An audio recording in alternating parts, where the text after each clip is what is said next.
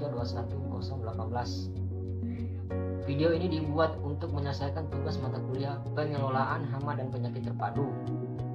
Dalam video ini saya akan menjelaskan tentang tanaman, khususnya tanaman cabai yang terserang penyakit seperti ini. Ini adalah penyakit virus kuning atau biasa disebut dengan Gemini.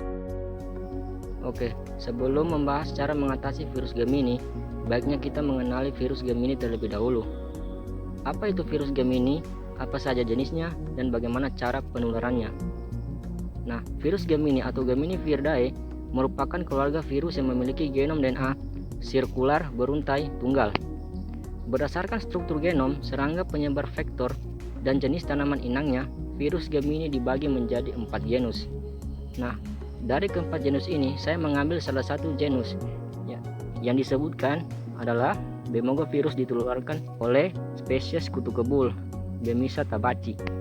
Nah, jenis virus Gemini yang paling banyak menyebar di Indonesia yaitu jenis Bemogovirus yang ditularkan oleh serangga vektor atau kutu kebul. Penyakit akibat virus ini umumnya menyerang tanaman cabai rawit, cabai besar, paprika, dan tanaman tomat.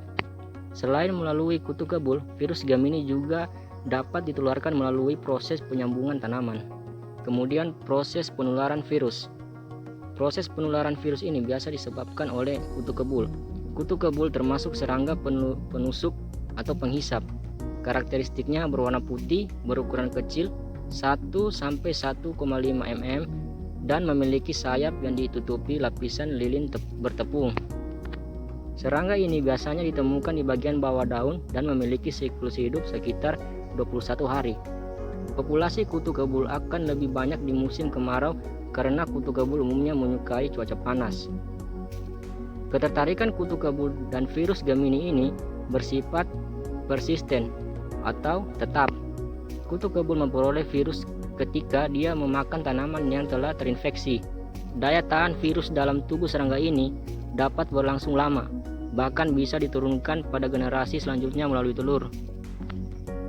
Virus berpindah ke tanaman yang sehat ketika kutu kebul memakan tanaman tersebut. Ketika virus masuk ke dalam tanaman, virus Gemini akan mereplika dirinya sehingga jumlah virus cukup banyak untuk menguasai tubuh tanaman. Kemudian gejala virus Gemini pada tanaman cabai.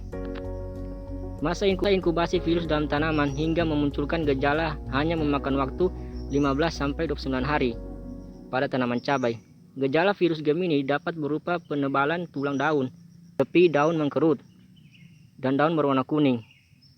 Pada kondisi yang lebih parah, daun-daun mengecil berwarna kuning terang, tanaman kerdil, dan produksi buah menurun atau tidak berbuah.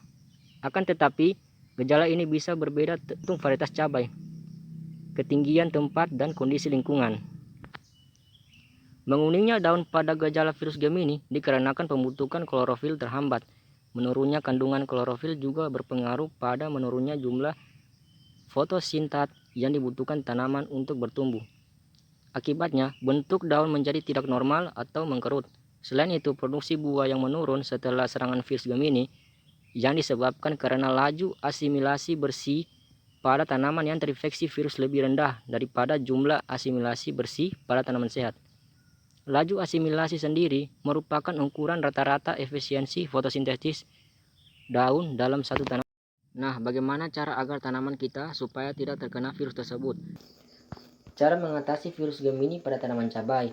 Yang pertama, pengolahan lahan dengan baik.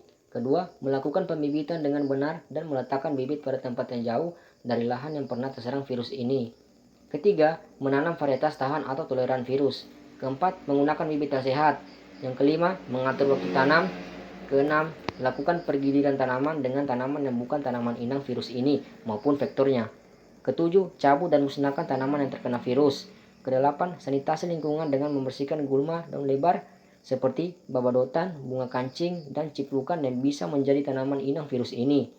Kesembilan, menggunakan mulsa perak jika cabai ditanam di dataran tinggi. Kesepuluh, mengendalikan vektor virus kuning dengan pestisida maupun musuh alami. Sekian penjelasan dari saya akhiri. Wassalamualaikum warahmatullahi wabarakatuh.